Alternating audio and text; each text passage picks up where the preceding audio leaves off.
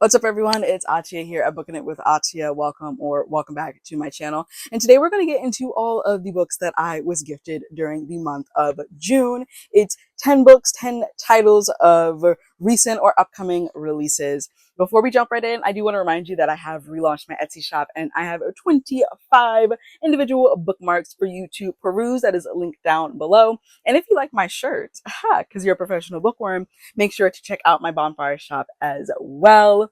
Let's dive right in. Starting with The Hidden Girl and Other Stories by Ken Liu. Actually, I'm going to switch to this. This is a collection of short stories. It's his second volume of short stories, and it says, from stories about time-traveling assassins to Black Mirror-esque tales of cryptocurrency and internet trolling, to heartbreaking narratives of parent-child relationships, The Hidden Girl and Other Stories is a far-reaching work that explores topical themes from the present and a visionary look at humanity's future. This collection includes a selection of Liu's speculative fiction over the past 5 years, 17 of his best, plus a new novelette. In addition, it also features an excerpt from The Veiled Throne, the third book in Liu's epic fantasy series, The Dandelion Dynasty, which is a good reminder that I need to continue on in that series.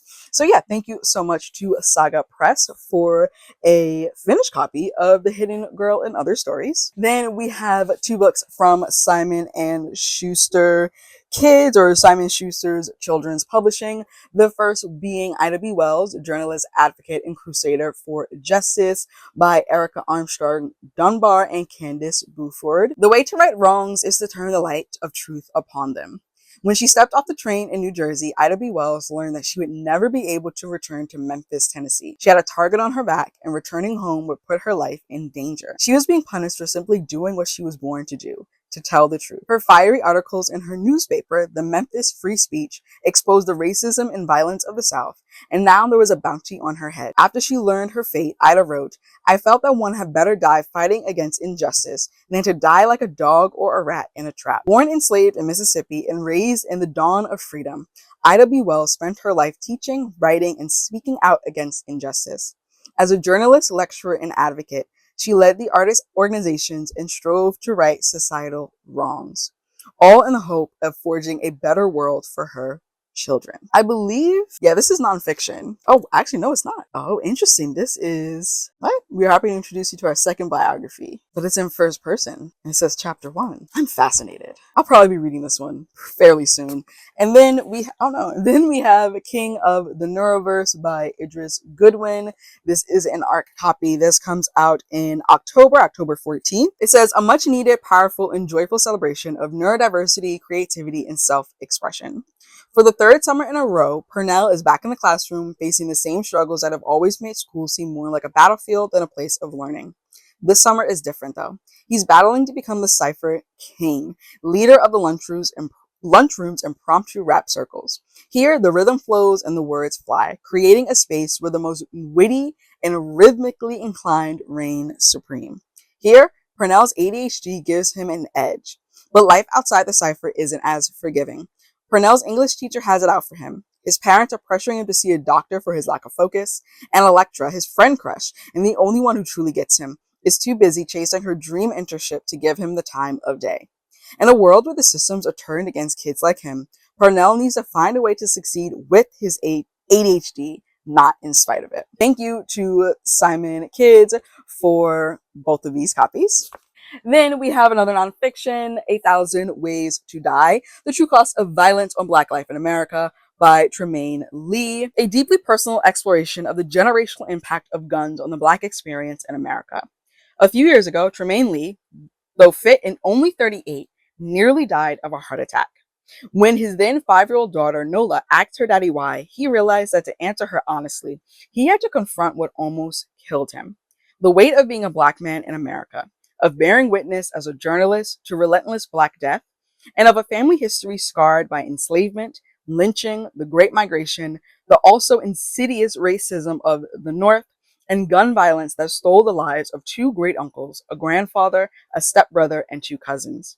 In this powerful narrative, Lee weaves three strands: the long and bloody history of African Americans in guns, his work as a chronicler of gun violence, tallying the costs and riches generated by both legal and illegal gun industries, and his own life story. From almost being caught up in gun violence as a young man, to exploring the legacy of the Middle Passage in Ghana through his ancestors' footsteps, and navigating the challenges of representing his people accurately in an overwhelmingly white and often hostile media world, and most importantly, to celebrate the enduring strength of his family and community.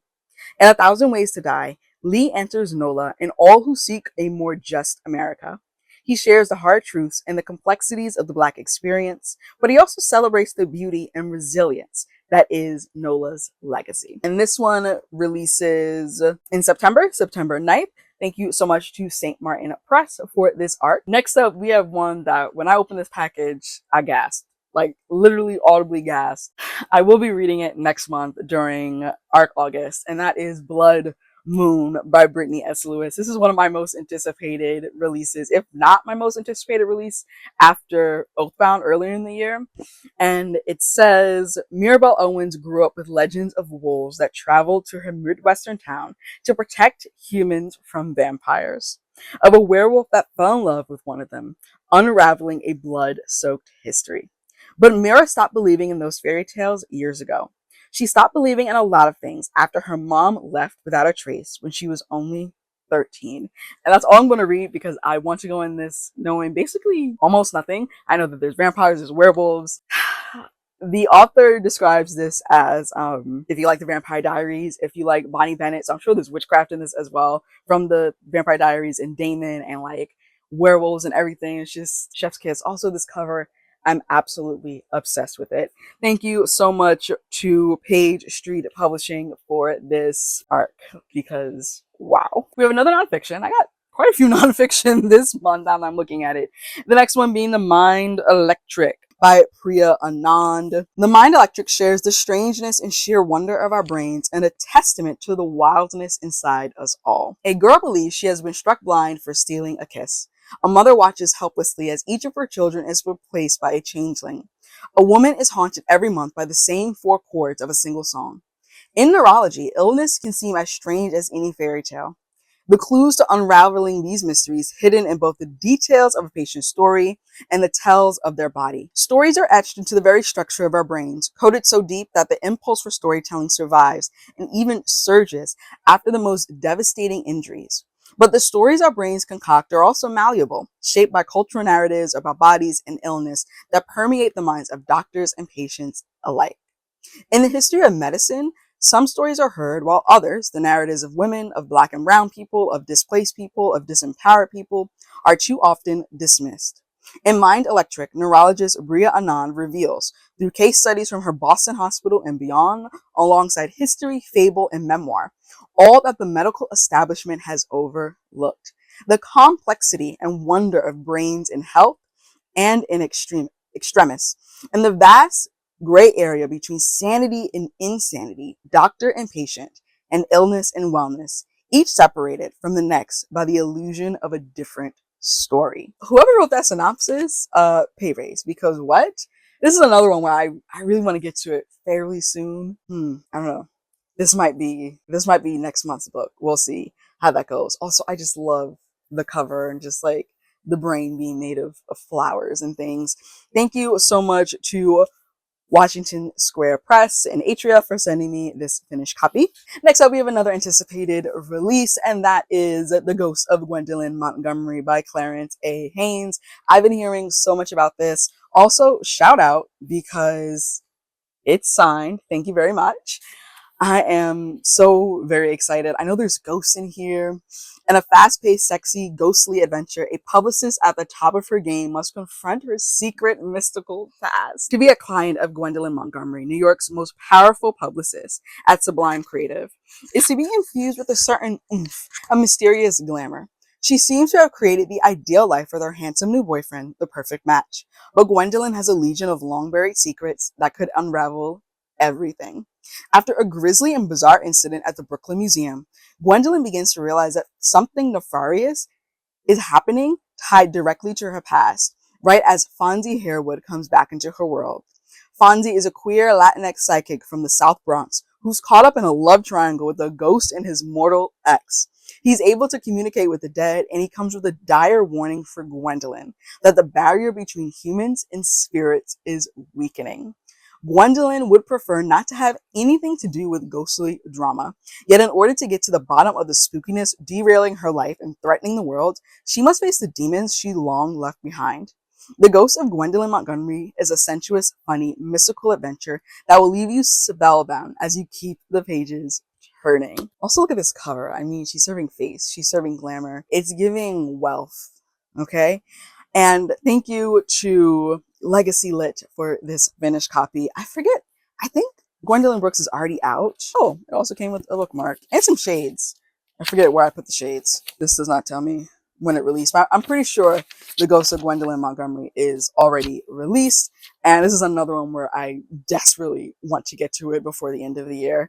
Probably perfect for Blackbooktube now that I'm saying that. Next up, we have another nonfiction, kind of like a self-help book, if you will, and it's Honoring Our Animals, 365 Meditations for Healing After Pet Loss by Beth Bigler. This is not necessarily something that I would gravitate towards, but I got an email about it like a month after one of my doves, Michael, passed, and I was like, you know what, this is perfect, and I'm definitely was grieving, is still grieving, will continue to grieve Michael, because she was 15, going on 15. I had her 14 and a half years. She was my companion. And so, yeah, I need to like actually start putting this into practice. And yeah, I'm looking forward to, I'm not looking forward to, but I am interested and excited to explore the grief of pet loss, because I've had fish but never got attached to them. So Michael was my first pet loss, like actually like real pet loss. And yeah, I need something to help with the grieving process.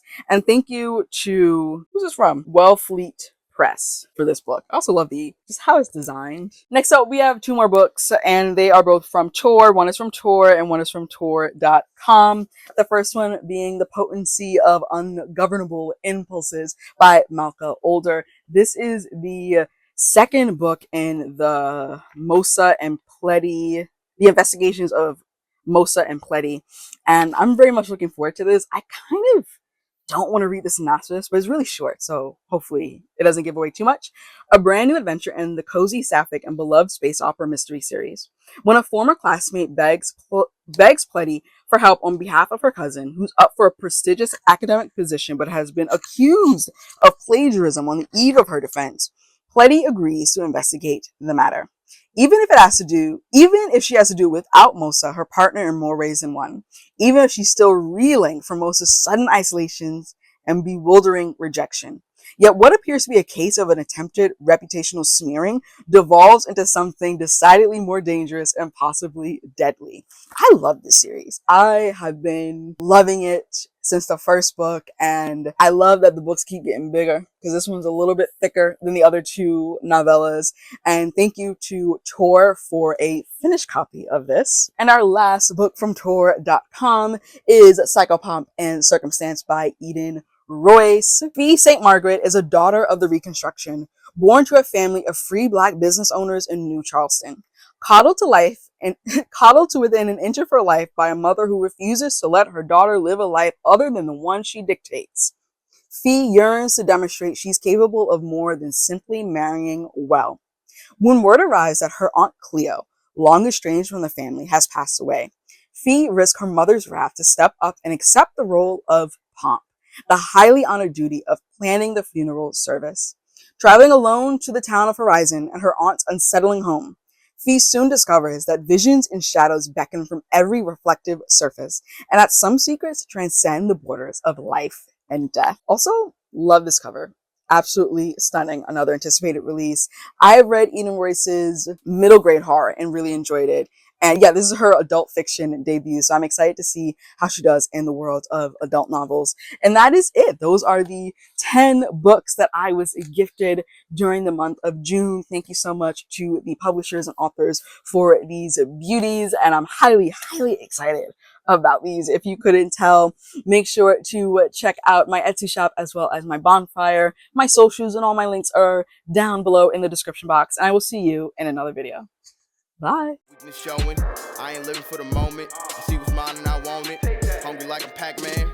I'm Bruce Wayne and Batman. I'm Naruto with a Hanzo. Got a sharp mind like I'm Einstein. Plus I'm copywriting, so it's all mine. Check it for me, I'm